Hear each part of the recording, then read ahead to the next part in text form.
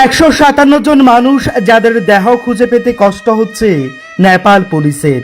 ভারত বাংলাদেশ সহ নানা দেশের 403 জন পর্যটকদের খুঁজে পাওয়া যাচ্ছে না। 28 জন পুলিশ কর্মী যারা উদ্ধার করতে গিয়ে নিজেরাই নিখোঁজ। 50,000 লোক যাদের এই মুহূর্তে কিচ্ছুটি নেই, বাড়ি ঘর খাবার দাবার কিচ্ছুটি না।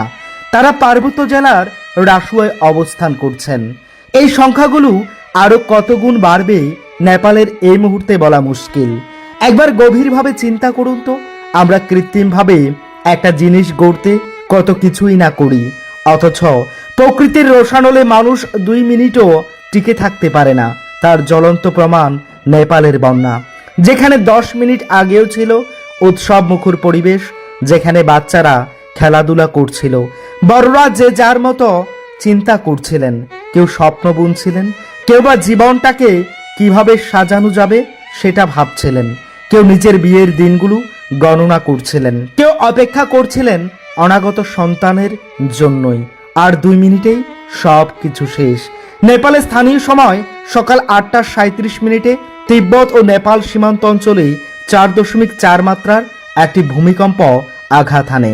এই ভূমিকম্পের জেরে হিমালয়ের হিমবাহের একটি অংশ বা বরফ পাথরের স্তূপ ধসে লাহান্দের খোলা নদীতে এসে পড়ে। বরফ কাদা ও পাথরের বিশাল স্তূপে নদীর স্বাভাবিক প্রবাহ সাময়িকভাবে বন্ধ হয়ে পড়ে এবং একটি প্রাকৃতিক বাঁধের সৃষ্টি হয়। বাঁধটি জলের চাপে ধরে রাখতে না পেরেই হুট করে ভেঙে যায়।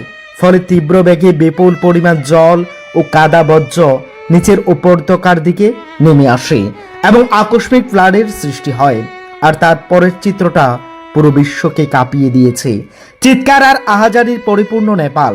কেউ খুঁজছেন বাবা মাকে, কেউ তার স্ত্রী সন্তানকে। এক লহমায় বেঁচে ফেরা লোকেরা স্বজন হারানোর কান্নায় আকাশ বাতাস ভরিয়ে দিয়েছেন।